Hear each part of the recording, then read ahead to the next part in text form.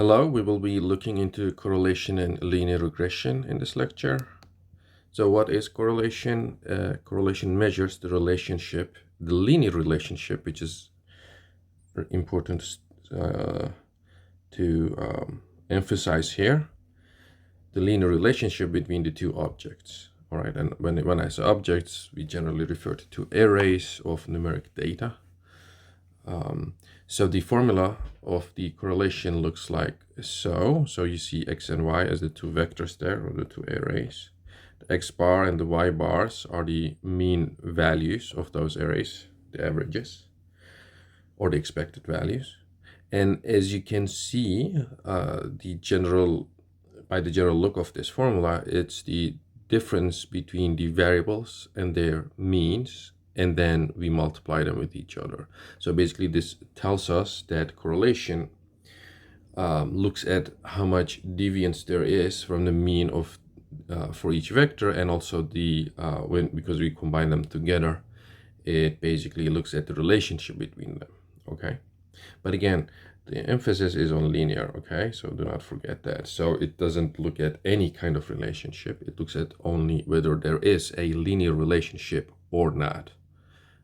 Okay, so just a quick thing. So if the dots were like this, so if this was x, and if this was y, okay, so you can see there's a positive relationship here, positive linear relationship. But if the two data points were located like this, let's say, right, so again we have x and y over here, there's a relationship that looks like this.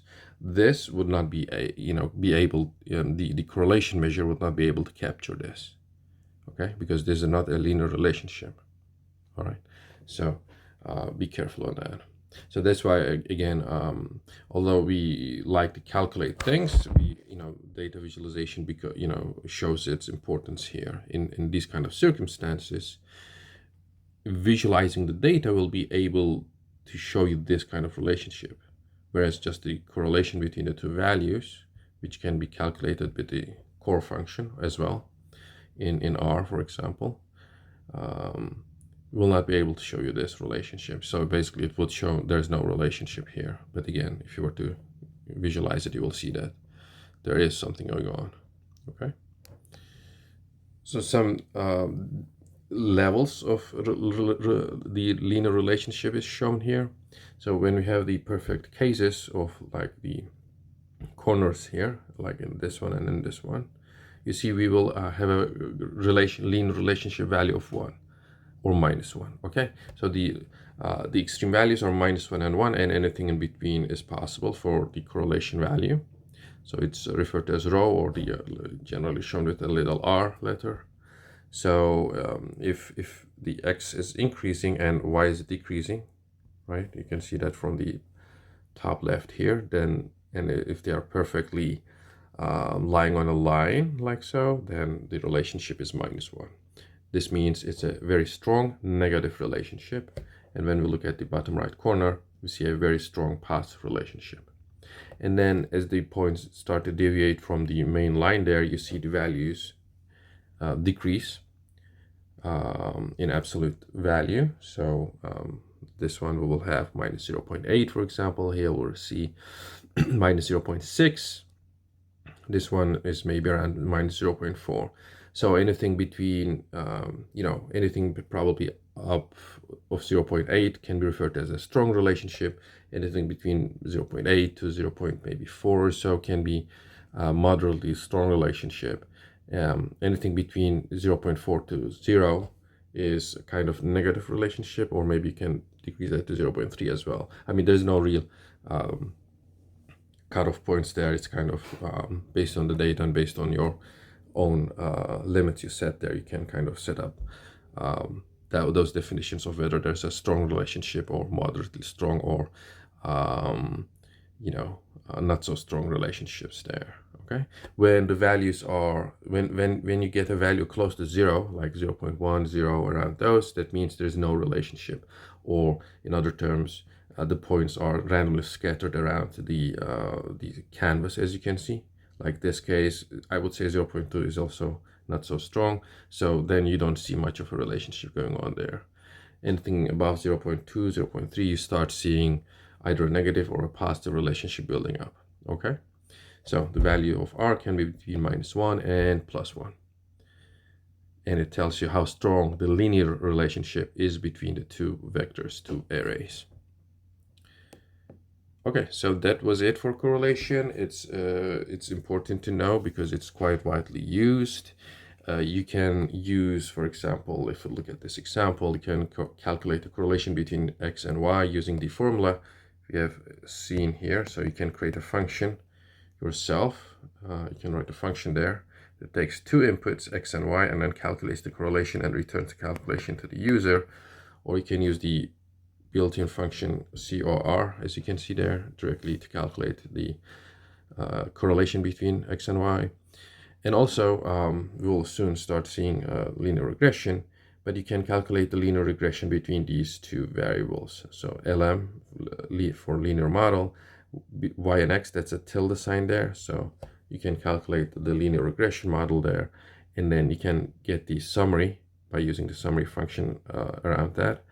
So this will show you the different measurement, like coefficients and some other measures regarding this model. And at the bottom, you will see an R² value. So if you take the square root of that R² value, all right, you will be able to get the R correlation value. This is valid for two variable cases like this. So we were looking at the relationship between x and y. So if you do the linear regression, get the R² value. And then if you take the square root of that, you will get the R correlation value. All right. So please do this on your own, and we will do it later as well. So what is linear regression? Regression algorithms are used when the outcome of interest is a continuous variable. So this is important. So there are some input variables, okay? And then we put them through this linear regression model. And then we want to predict the one outcome variable, okay? So if you had, I don't know, square footage of your home, the location of your home, let's say how many rooms there are, number of rooms. If you use these as inputs and you want to predict the price of the house, right? So these are the different inputs you're using, and you're trying to predict one output, which is the price. Now, price is a continuous value, right? Continuous value means it can take almost any numeric value in a certain range, let's say. So then, you know, that's a, this is a, you know, a common case where you can use linear regression models, right? So it's a method for modeling the linear relationship between one or more independent. So these are referred to as independent, or the input variables, and the output variable is also referred to as the dependent variable, right? Why is it called, why are these called independent while the output is called dependent? Because these are set values and use them as input. They don't change their values, right? And then the coefficients are found, and then those coefficients are multiplied by these values. They are added up to find what the output value is. At least in terms of prediction, we are predicting what the output is. So the output is dependent on the values of the these input values and the coefficient values. Okay, so that's why this is referred to as dependent. All right, so yeah, so this is how the, you know, general structure of the linear regression looks like. The model tries to minimize the total squared error between the predictions and the total and the actual outcomes. This is often done by using the least squares method. So we told, you know, the idea here is that the model is trying to find the coefficients. So there will be a beta 0 term here, and then there will be this beta 1 coefficient for this square footage. There will be a beta 2. There will be a beta 3 for the number of rooms. So these beta 0, beta 1, beta 2, and beta 3 are the things that we refer to as coefficients, and linear regression finds those the values of these variables, parameters, by working with the data, right? We talked about machine learning, so this is how the linear regression basically learns, by looking at the data and then looking at also the output variables from the input data we give. the training data. It learns what beta 0, beta 1, and beta 2, and beta 3 are. And then that's what it means for a linear regression model to learn from the data.